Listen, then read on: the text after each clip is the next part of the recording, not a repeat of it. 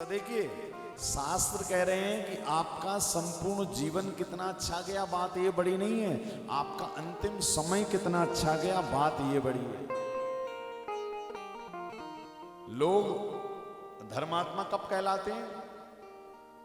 जब जीवन भर धन कमाते हैं, वो धर्मात्मा नहीं। उनका अंतिम समय कितना बढ़िया गया। अंतिम समय यदि भजन में लगे हो, अंतिम समय यदि भगवान का नाम मुख से आ गया, तो समझ जाना कि हाँ, जीवन कुछ ठीक ठाक रहा है। और यदि अंतिम समय महाराज बिस्तरों पर पड़े हो, 2-2, 4-4 महीने भगवान से कह रहे हो, कराह रहे हो, इसका मतलब समझ जाना आपने जवानी में बुढ़ापे की तैयारी नहीं की। जैसे लोग तैयारी करते हैं ना कि भाई जब हम 60 के हो जाएंगे, पेंशनर हो जाएंगे, तो ये इन्वेस्टमेंट कर दे रहे, यहाँ से पैसा आएगा। अच्छा, वो तो तैयारी सब कर लेते धन की, किंतु याद रखिएगा, कभी कभी तो डॉक्टर भी कह देता है कि अब इन पे कोई दवाई काम नहीं करेगी, अब तो बस सेवा करो। और घर में बेटे बहू भी फिर भगवान से कहते, प्रभु कब इनका समय पूरा हो गया। सेवा कर करके हम परेशान हो गए। इसी कारण प्रयास करो कि अंतिम समय जितनी कम सेवा ले सको, उतना ही आपका जीवन कल्याणकारी है।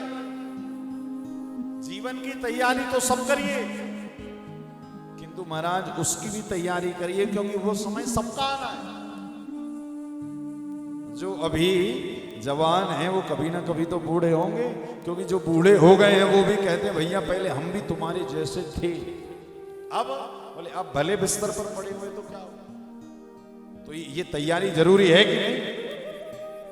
ये तैयारी हमें साथ साथ नहीं करनी है, कर्म करते हुए। और ये पता कब लगता है कि आपकी युवावस्था अच्छी थी कि नहीं, ये आपके वृद्धावस्था में पता लगता है।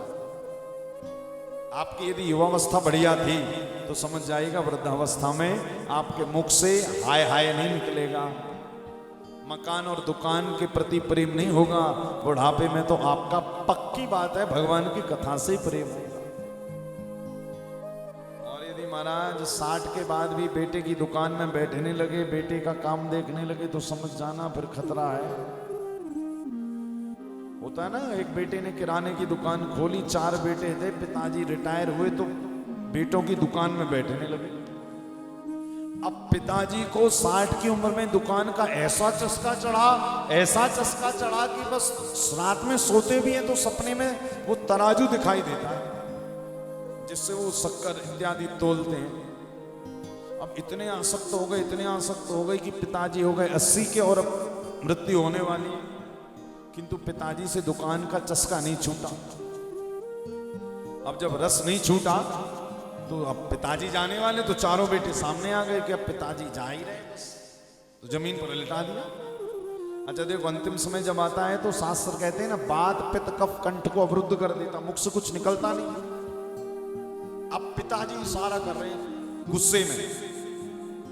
बड़े बेटे ने कहा कि पिताजी किसे याद कर रहे हैं? चारों के चारों सामने खड़े, बोले ऐसा इशारा कर रहे हैं, बोले शायद पोते को याद कर रहे होंगे, पक्की बात, क्योंकि दादाजी का प्रेम बेटों के बाद पोते से ज्यादा हो जाता है। होता है नहीं होता? पोते को बुलाया गया, पोता सामने, बेटा सामने, तो भी पिताजी क्रोध के कारण। एक बेटे ने कहा, पिताजी को जब क्रोध आता था तो पिताजी का क्रोध केवल मां संभाल पाती थी, एक काम करो मां को बुलाओ जल्दी। अब मां भी सामने आ गई, पत्नी आ गई, पोता आ गया, बेटा आ गया, तो भी पिताजी तो गुस्से में दिखा रहे हैं हाथ ऐसा।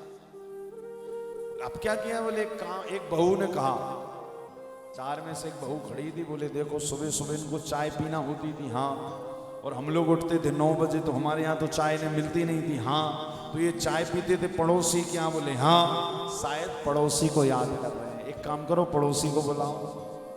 पड़ोसी भी आ गए, तो भी पिताजी का हाथ गुस्से में ऐसे ही हो रहा है। एक ने कहा, अच्छा एक काम करो पिताजी, लिख के बताओ आपको क्या चाहिए। तो पिताजी ने पता है क्या लिखा? पिताजी ने लिखा, अरे बाबरो, सारे के सारे जब मेरे सामने खड़े हो तो दुकान में कौन बैठा है आज? बेटों ने कहा, पिताजी आज भी आपको दुकान याद आ रही है, मकान याद आ रहा है, अब तो भजन कर लीजिए। इसी कारण शास्त्र कह रहे हैं आपके जीवन का अंतिम समय कितना बढ़िया गया है। ये कब पता लगता है? ये आपकी युवावस्था यदि अच्छी गई